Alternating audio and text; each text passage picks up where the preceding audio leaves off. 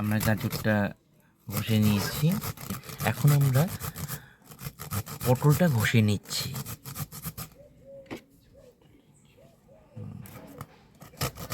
সঙ্গে থাকুন, দেখতে থাকুন। আজ এক নতুন রেসিপি নিয়ে আপনাদের সামনে হাজির হয়েছি। আলুটা দিয়ে নিচ্ছি। এনে গাজর কুচানো আর পটল কুচানো আমি আগে ঘেটে ফেলেছি, তো মিশিয়ে দিই। নেক্সট এবার দুটো লঙ্কা কুচিয়ে দেব, হলুদ গুঁড়ো দিয়ে দিচ্ছি,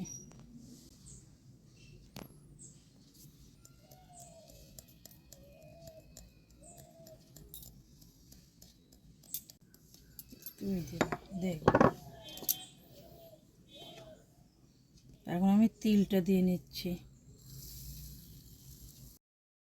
গোলমরিচগুলো থেতো করে দিয়ে দিচ্ছি, পরিমাণ মতো নুন দিয়ে নিচ্ছি, হাফ কাপ চালের গুঁড়োটা দিয়ে নিচ্ছি,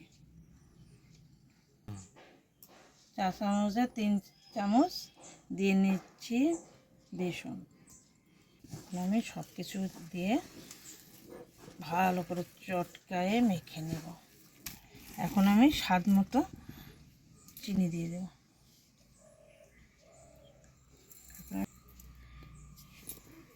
এখন আবার নাড়াচাড়া করে ভালো করে মেখে নেব।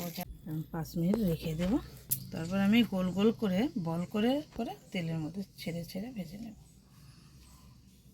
কড়াইটা তো গরম হয়ে গেছে, ইঞ্জিন সর্ষের তেলটা আমি দিয়ে দিচ্ছি। বেশি দিতে হবে, বড়া ভাজবে।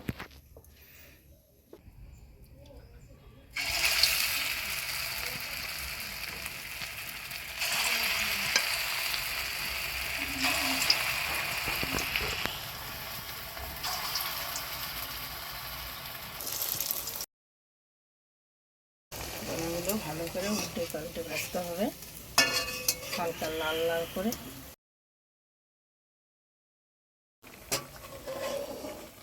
হয়ে গেছে, এক এক করে তুলে নিচ্ছি।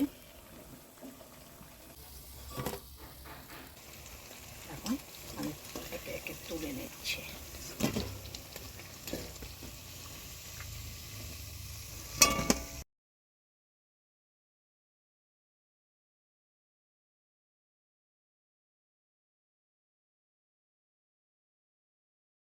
আজ এক নতুন রেসিপি নিয়ে আপনাদের সামনে হাজির হয়েছি।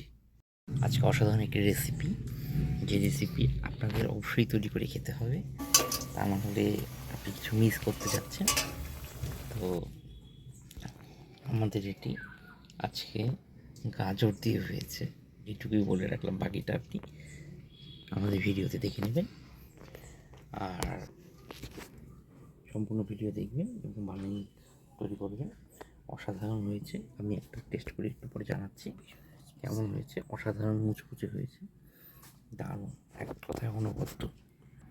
তিলটা দিয়েছি, দেখতে পাচ্ছেন কতটা সুন্দর দেখাচ্ছে। এই তিলটার জন্য এইরকম করে তৈরি করবেন, অসাধারণ, এক কথায় অনবদ্য, সত্যি দারুণ টেস্ট হয়েছে।